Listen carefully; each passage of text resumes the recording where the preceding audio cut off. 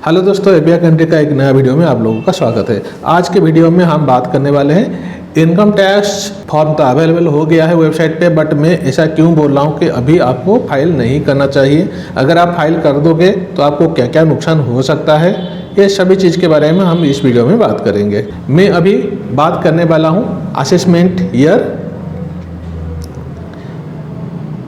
24 और 25 के बारे में। ठीक है, इसके बारे में हम बात करेंगे। मैंने इनकम टैक्स साइट पे गया था कुछ काम के लिए और वहाँ पर मैंने देखा कि अभी 5,92,333 रिटर्न फाइल हो चुका है ऑलरेडी, जिसमें से 3,67,267 ऑलरेडी प्रोसेस्ड हो गया है। बट अभी इन लोगों का कुछ प्रॉब्लम हो सकता है इनमें से बहुत लोगों का। मैं अभी आगे बताऊंगा आपको कैसा मैं क्यों बोल रहा हूँ। और बात करें इंडिया कंट्री के, तो हमारे यहाँ पर टैक्सेशन सिस्टम इतना कॉम्प्लिकेटेड है कि कोई एक इंडिविजुअल अपनी मन से खुद सब एक चीज़ आपको पढ़ के रूल रेगुलेशन समझ के फाइल करना बहुत ही मुश्किल हो जाता है। तो इनमें से हमारे इधर बहुत लोग क्या करते हैं, बिना कुछ जाने ही रिटर्न फाइल कर लेते हैं, बिना लॉ को समझे बिना लॉ को जाने रिटर्न फाइल कर लेते हैं। यहाँ पर आप कुछ भी कर लो, बट अगर यहाँ पर आप गलती करते हो तो आपको लग जाता है पेनाल्टी, और छोटा मोटा पेनाल्टी नहीं, बहुत बड़ा पेनाल्टी लग जाता है। तो इनका टैक्स फाइल करने के टाइम आपको अच्छे कंसल्टेंट, अच्छा प्रोफेशनल से आपको फाइल करने की ज़रूरत है।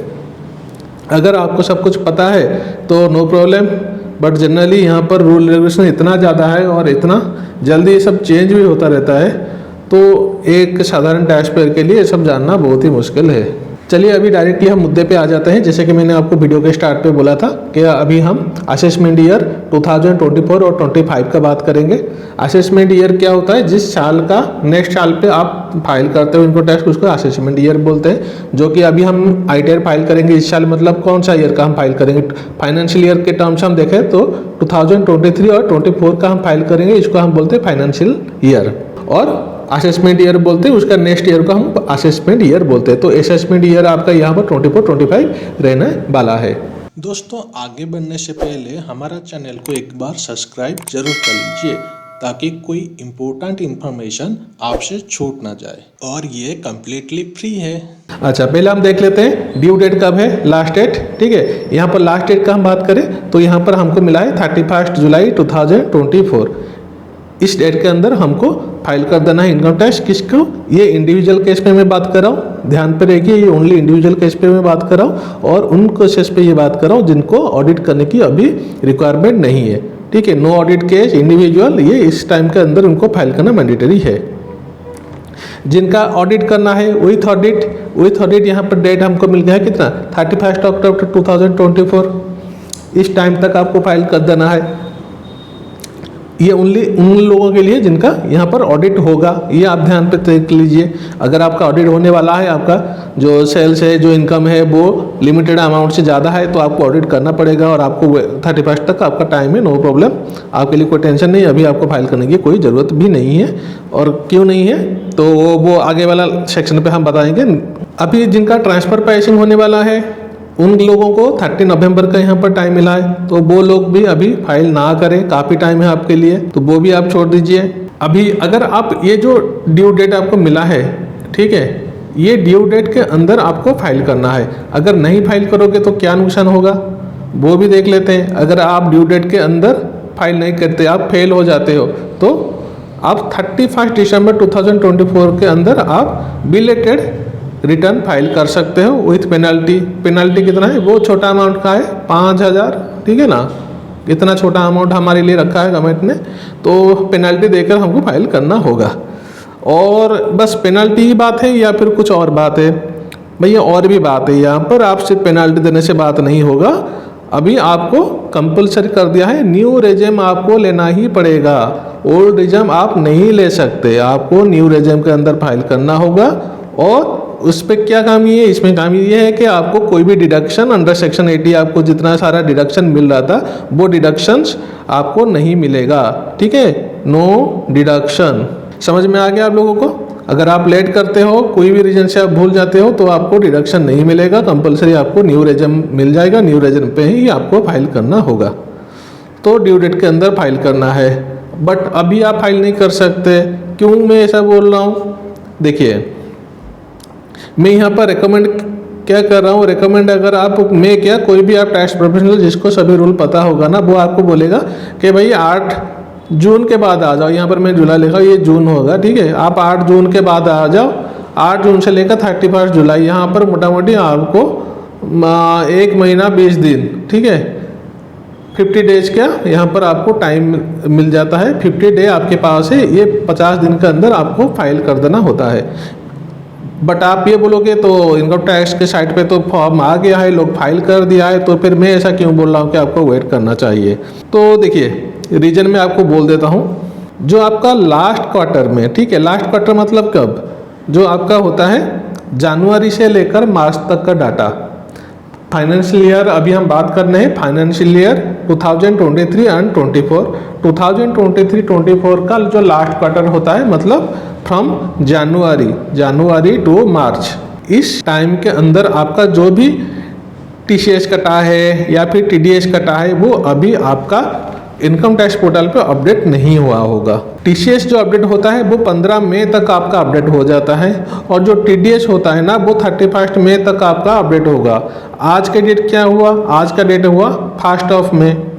आपको और 14-15 दिन वेट करना होगा टीसीएस अपडेट होने के लिए। आपको शो करेगा, आपका जब डाउनलोड करोगे, आप वेबसाइट से डाउनलोड करते हो ना, 26 से STIS, AIS फॉर्म 60, ये सब डाउनलोड करते हो, उस बेसिस पे आपको रिटर्न फाइल करना होता है, नहीं तो मिसमैच का आ जाता है। तो आपको वेट करना पड़ेगा। अगर अभी फाइल कर दोगे तो आपको एक नोटिस आ जाएगा, प्यारा सा नोटिस आ जाएगा इनकम टैक्स डिपार्टमेंट से कि आपने जो रिटर्न फाइल किया है उसमें बहुत सारा चीज़ मिसिंग है, आपने ये नहीं दिखाया, आपने वो नहीं दिखाया, ऐसा करके आपको आ जाएगा। दिन आपका टेंशन बढ़ जाएगा, क्यों नोटिस आया, मैंने तो पैसा दिया है, मैंने तो रिटर्न फाइल कर दिया है, अभी क्यों नोटिस आया। तो ये इसलिए रिटर्न आता है, इसलिए नोटिस आता है क्योंकि आपने जल्दबाजी में गलत रिटर्न फाइल कर लेते हो।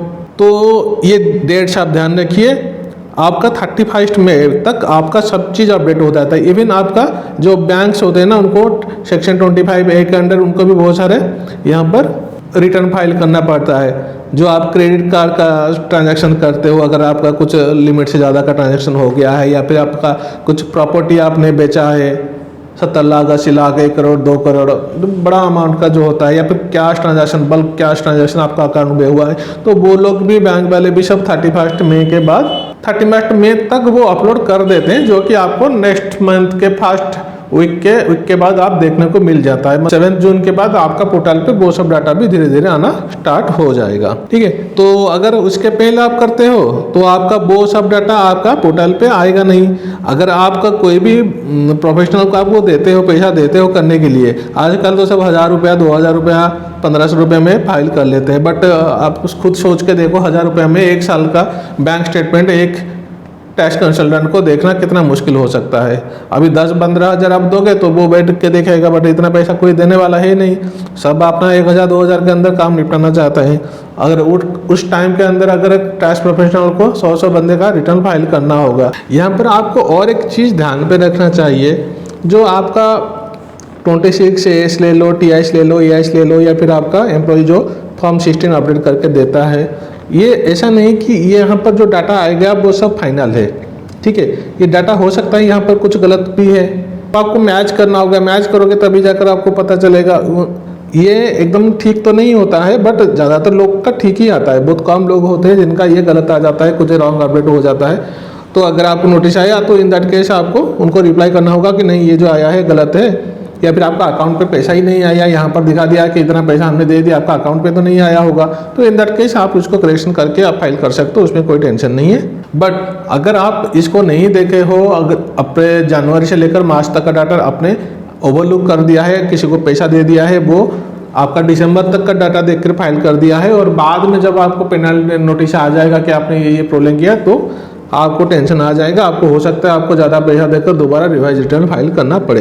तो इसीलिए आप ये ध्यान पे रखिए, अगर आपका कोई भी ट्रांजैक्शन, जैसा इंपॉर्टेंट ट्रांजैक्शन आपने जनवरी से लेकर मार्च तक किया है, या फिर नहीं भी किया है, तो हमारा सलाह यही रहेगा कि अभी आप इनकम टैक्स फाइल मत कीजिए। आपको वेट करना है, और वेट करना है 7 जून के बाद आप अपना जो लेटेस्ट रिपोर्ट है वो सब डाउनलोड कीजिए और डाउनलोड करके आप करिए या फिर कोई भी प्रोफेशनल को दीजिए, वो आपका लेटेस्ट डिटेल्स डाउनलोड करेगा और लेटेस्ट इन्फॉर्मेशन के हिसाब से ही आपका इनकम टैक्स फाइल करेगा। तो देखना आपको कोई भी टाइप का नोटिस नहीं आएगा, आपको कोई भी टाइप का यहाँ पर नुकसान नहीं होगा और आपका जो भी रिफंड जो भी चीज़ आपको मिलना है वो टाइमली मिल जाएगा विदाउट एनी कंट्रोवर्सी। वीडियो अगर आपको इन्फॉर्मेटिव लगा तो इसको लाइक कीजिए, शेयर कीजिए और डिजिटल सिग्नेचर अगर आपको परचेज करना है तो apicandy.com वेबसाइट से आप डिजिटल सिग्नेचर परचेज कर सकते हो। बहुत ही कम रेट पे यहाँ पर आपको डिजिटल सिग्नेचर मिल जाता है। Thank you, take care and good bye.